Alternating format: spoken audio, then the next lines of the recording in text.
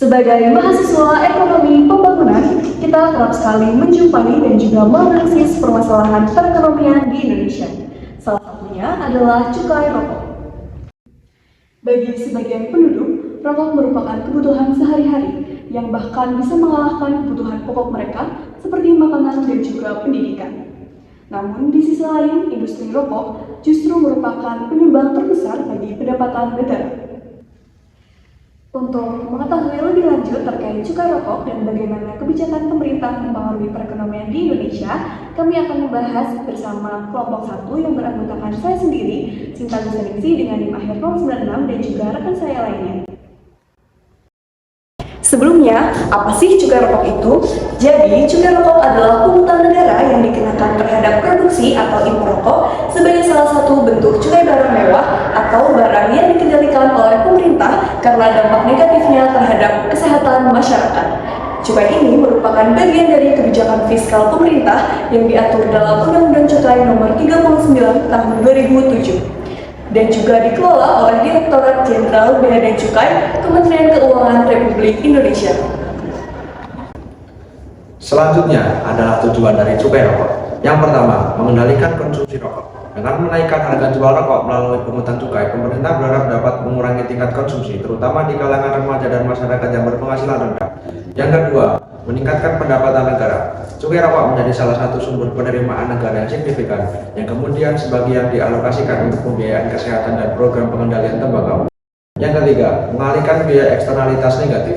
Merokok menimbulkan eksternalitas negatif seperti beban biaya kesehatan dan penurunan produktivitas. Cukai rokok bertujuan untuk menginternalisasi biaya tersebut agar tidak seluruhnya ditanggung oleh masyarakat atau negara. Yang keempat, mendorong industri rokok yang lebih bertanggung jawab. Kebijakan cukai rokok yang ketat mendorong produsen untuk mematuhi regulasi, termasuk pembatasan iklan, pelabelan peringatan kesehatan, serta pembatasan penjualan kepada anak-anak. 5. Mendukung kebijakan kesehatan publik.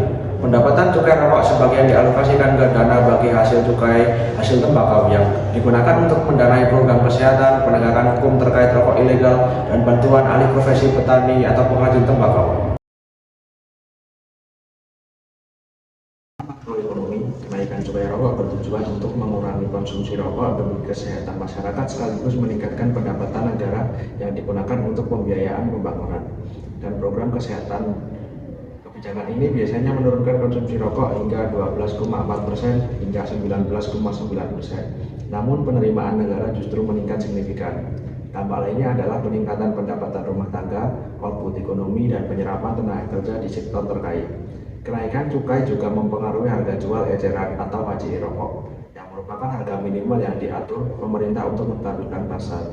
Pendapatan per kapita dan harga rokok adalah variabel kunci dalam konsumsi dan produksi rokok dalam model makroekonomi, di mana perubahan cukai memicu reaksi berantai dalam produksi, konsumsi, dan harga produksi. Setelah memahami pengertian dan tujuan cukai rokok, sekarang kita lihat bagaimana sih dampaknya terhadap perekonomian Indonesia. Selama 5 tahun terakhir, penerimaan cukai hasil tembakau mengalami peningkatan yang cukup signifikan.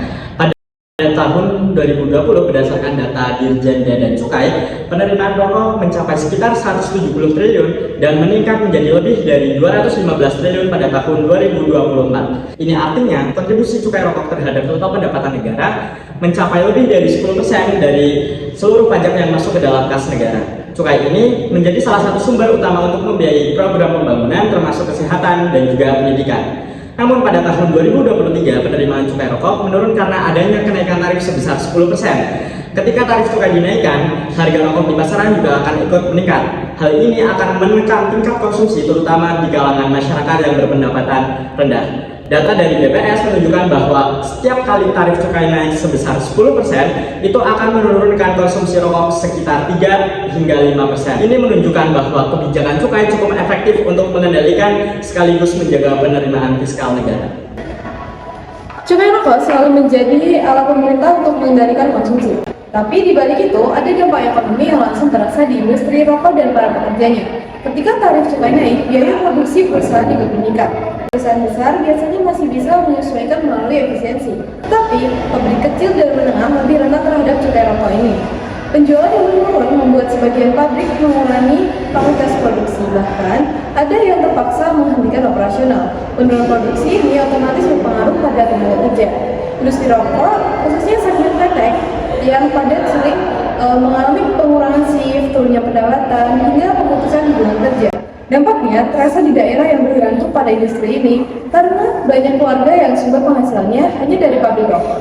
Jadi, kebijakan cukai memang penting untuk tujuan kesehatan dan penerimaan negara, tapi efek ke industri dan pekerja juga perlu diperhatikan supaya transisinya tetap adil dan tidak menimbulkan masalah sosial di daerah kondisi rokok.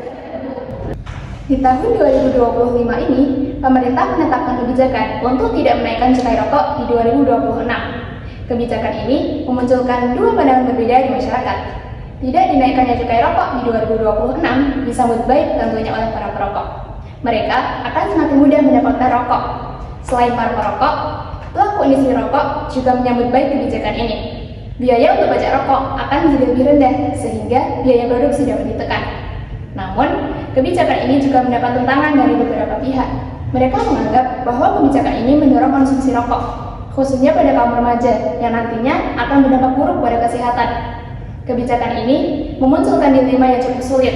Oleh karena itu, diperlukan kebijakan yang inklusif sehingga dampak negatifnya dapat diminimalisir. Beberapa pihak juga menilai pemerintah perlu tetap konsisten dalam upaya pengendalian rokok. Selain itu, edukasi bahaya rokok harus tetap diperluas agar kesadaran masyarakat tetap meningkat. Dengan langkah pendampingan yang tepat, dampak negatif kebijakan ini dapat lebih terkontrol. Pemerintah Indonesia secara teratur menetapkan kebijakan cukai hasil tembakau melalui Peraturan Menteri Keuangan. Pada tahun 2025, tarif rokok cukai diputuskan tidak naik. Namun, harga jual eceran disesuaikan untuk mengendalikan konsumsi produk tembakau. Dana cukai yang terkumpul dialokasikan untuk mendukung pelayanan kesehatan, melindungi tenaga kerja industri tembakau, dan melakukan kampanye pencegahan perokok pemula khususnya di kalangan remaja.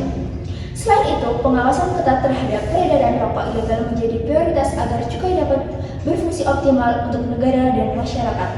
Untuk solusi jangka panjang, pemerintah mendorong reformasi industri tembakau dengan diverifikasi produk dan memperkuat kebijakan non-fiskal, seperti edukasi publik guna menurunkan prevalensi perokok dan meningkatkan kualitas hidup masyarakat.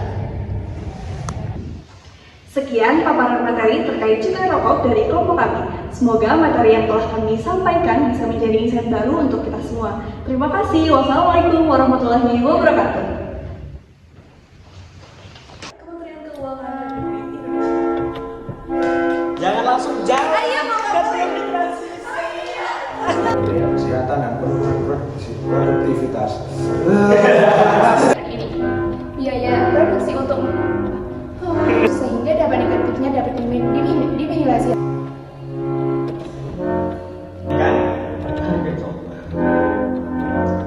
Permasalahan ekonomi di Indonesia. Federasi tidak.